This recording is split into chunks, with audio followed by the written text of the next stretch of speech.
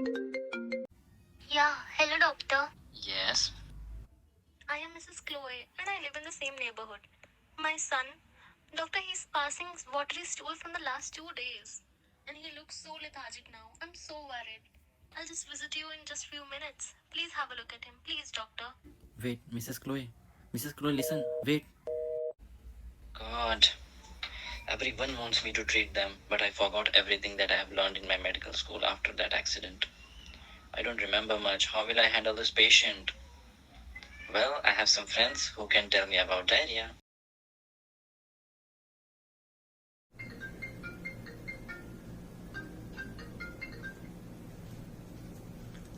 Hello, doc. How are you, doc? Yes, I'm good, doc. You want to know about diarrhea, doc? Okay. Diarrhea can be caused due to infections, toxins, gastrointestinal allergies, malabsorptions, inflammations, bowel disease, celiac disease. If diarrhea lasts less than 14 days, then it is known as acute diarrhea. If the diarrhea lasts more than 14 days, it is known as chronic diarrhea.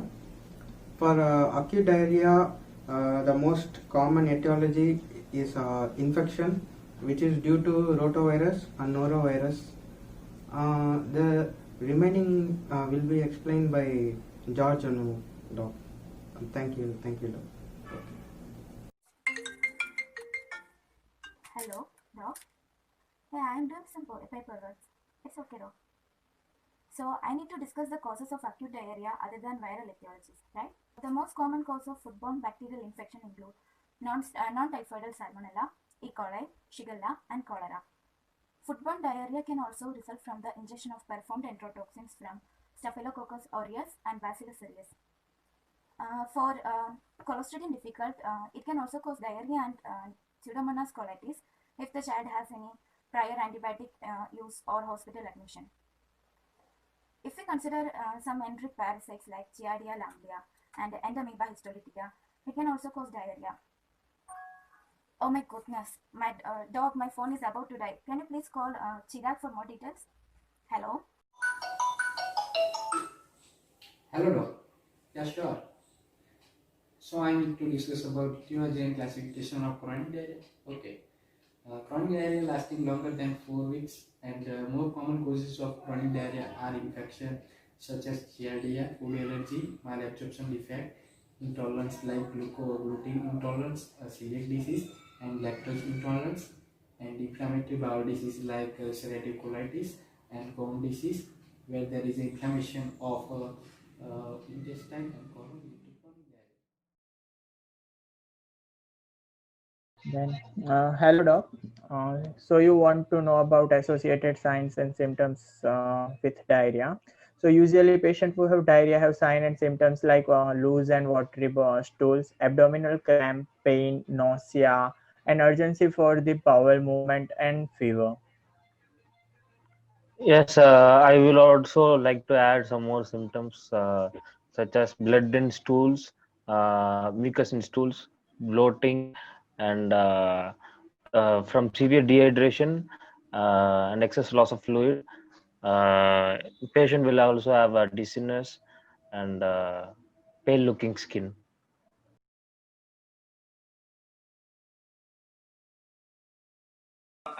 Okay, so first collect the identifying data, then get the information of the present illness. Like for the symptoms, diarrhea and vomiting, ask for onset, frequency, volume, consistency, then color. Is there any presence of blood, presence of foul smelling, and ask for the previous history of diarrhea and vomiting. Now my colleague Imansu, Dr. Imansu will continue. Thank you. Now I'll continue.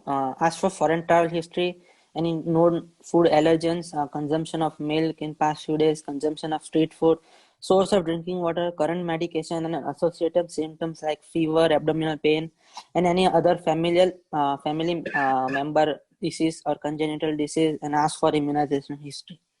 Thank you for conferring us, doctor. Hello, how are you doing, doctor? What is your concern?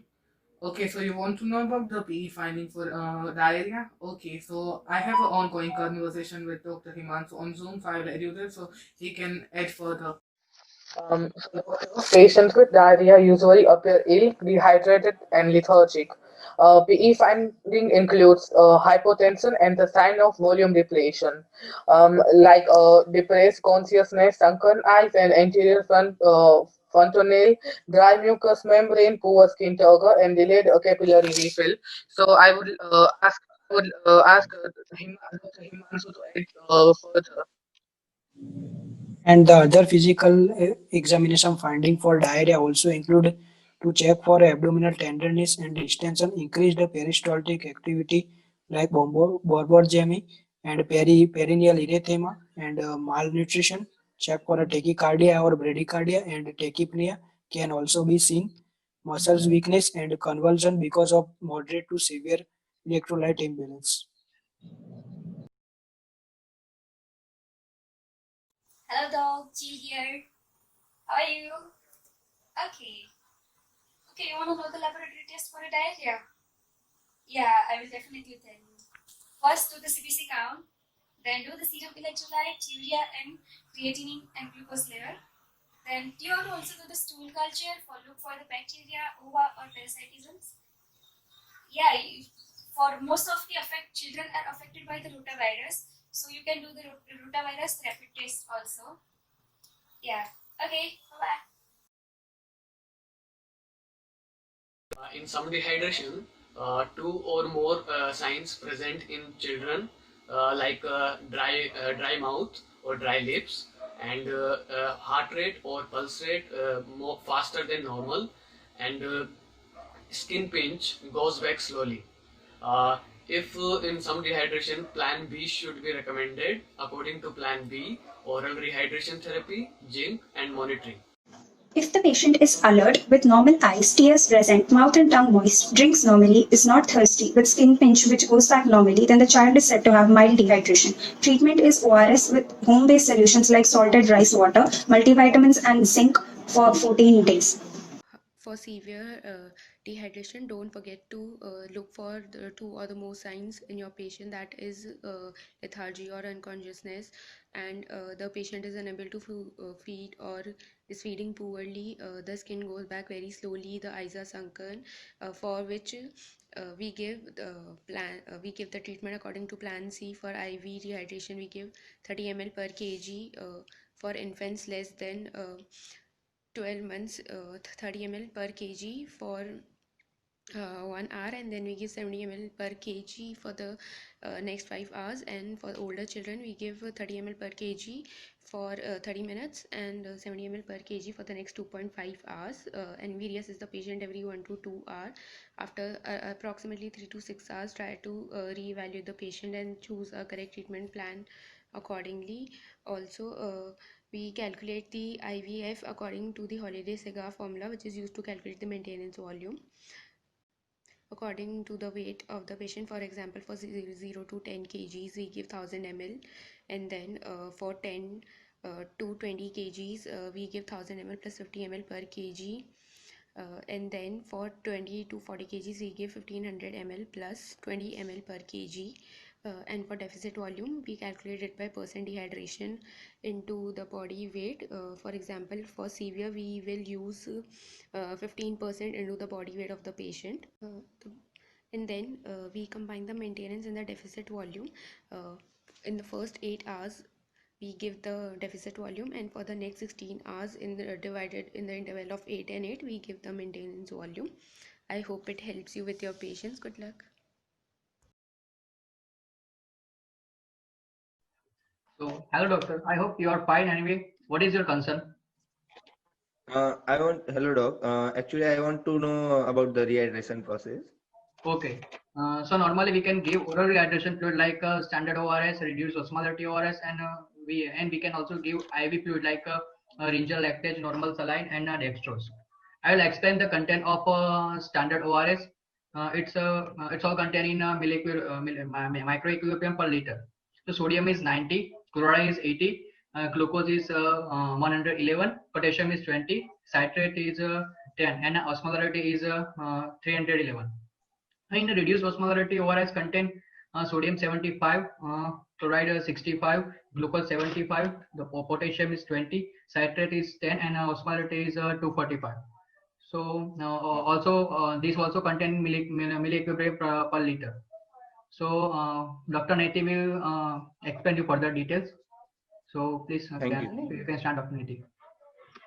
Hello, doctor. Yes, I want to add like IV fluid like Rinjal lactase contain 130 sodium, 4.02 potassium, 1.5 calcium, 1.09 chloride, 28 lactate, and the total osmolarity is 273 millios per liter.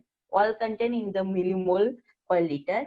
And the normal saline like 0.9% NaCl contain 154 sodium and 154 chloride, and the total osmolarity is the 308 millios per liter. And each 100 ml 5% dextrose injection contain dextrose hydrose 5 gram in the water for injection, and the osmolarity is the 252. So I hope this information will help you. Thank you. Thank you. Hello, Syed bro. How are you? Oh, hello, Dr. Pat Patel. I'm good. How are you? Okay. I'm fine. Thank you. Long time to no see, brother. Oh, it's been a lockdown, so no, we are shut in the house. So recently, I met my friend, and he was talking about his son is sick, saying that he had diarrhea since 2 days. So why not? I thought to ask you for any suggestion or for any drugs that can relieve his symptom. Okay, so I'll prefer you to there meet Dr. Om Prakash, Dr. Riddhi, and Dr. Rinku. So they'll give you the suggestion about you. Oh, okay. Okay. So we give the loperamide orally. The dose will be 2 milligram 3 times a day, and we give with water, with milk, and with juice. You can give bismuth subsalicylate. It's also known as pepto-bismol. It's given for 1 tablet or 5 ml orally every half or 1 hour as needed. And you can give F ml as you needed. So I wanted to prefer you to probiotic because in our intestine there have some good bacteria. So because of diarrhea, they all away from our intestine. So I wanted to prefer you to raw cheese, kimchi, cottage cheese, buttermilk, miso. So you can use it. You can use it by a supplement. Food to eat, stick to low fiber for banana, white rice, applesauce, toast and other food for chicken and chicken soup. Also you can eat baked potato. Thank you for your valuable suggestions, doctors. It would mean a lot. Thank you so much. Okay, no problem. We will meet you soon, brother. Oh, hopefully. Thank you.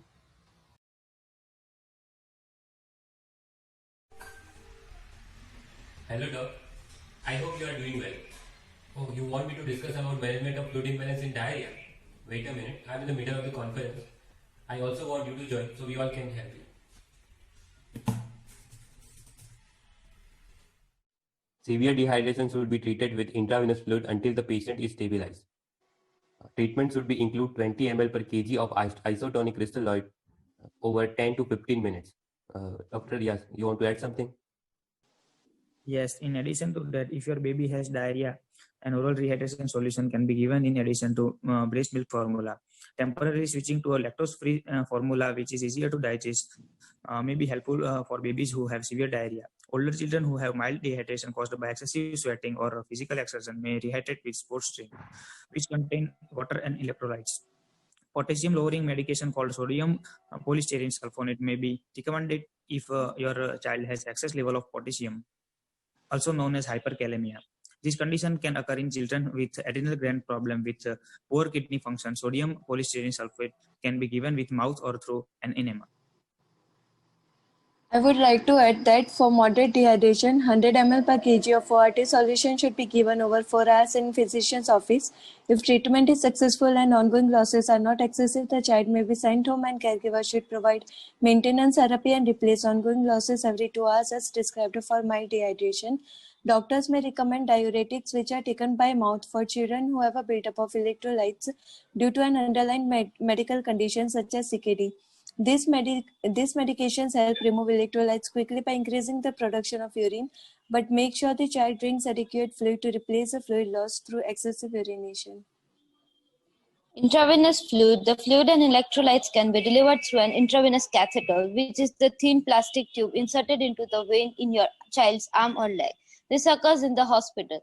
IV therapy is the fastest way to replenish the fluids and electrolytes in an infant or the child who has the severe dehydration, especially if he or she has the serious underlying medical conditions and is too ill to tolerate oral rehydration. This treatment also ensures that your child receives the appropriate amount of the fluid and electrolytes. A specialist carefully monitors your child during the IV therapy to prevent the complications such as correcting the sodium level too quickly.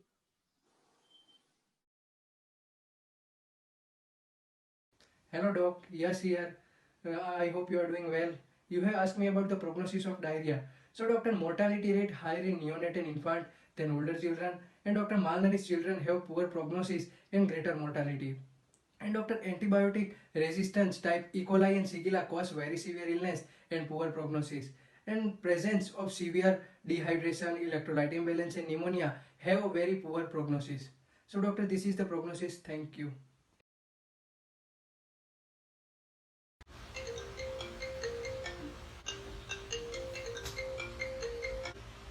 Hello, Dr. Who? Yeah, how are you? Oh, really? You have a patient with acute gastroenteritis and you're asking me for the possible complications? Actually, I'm in a conference call with Dr. Exconde and Dr. C. Maybe we should also ask them. So I will remind you about the possible complication of having the hypovolemic shock. Because remember, the hallmark of your cardiovascular derangement would be reducing intravascular volume, resulting to a decrease in preload and impairing the cardiac output. So we better manage the patient and hydrate her or him if necessary, okay? Oh, hi, Dr. Wu. Yes, this is Dr. Exconde. I heard your patient has acute gastroenteritis. So you have to watch out for dehydration for your patient, okay? Bye! Hey doctors, don't forget, most of the complications associated with gastroenteritis are related to delays in diagnosis and delays in the institution of appropriate therapy. Without early and appropriate rehydration, this can be life-threatening in infants and young children. Inappropriate therapy can lead to prolongation of diarrheal episodes with consequent malnutrition and complications such as secondary infections and micronutrient deficiencies. Thank you! My advice to the child parents is that she should continue breastfeeding the child if the child is breastfeeding, or she should continue with the normal food of the child. She should avoid unnecessary withdrawal of the child's food. And also, if the child is dehydrated, she should try to give fluid. Then she should try to maintain proper hygiene like hand washing and the proper handling of diaper to prevent spread of the virus to other individuals and themselves. Thank you.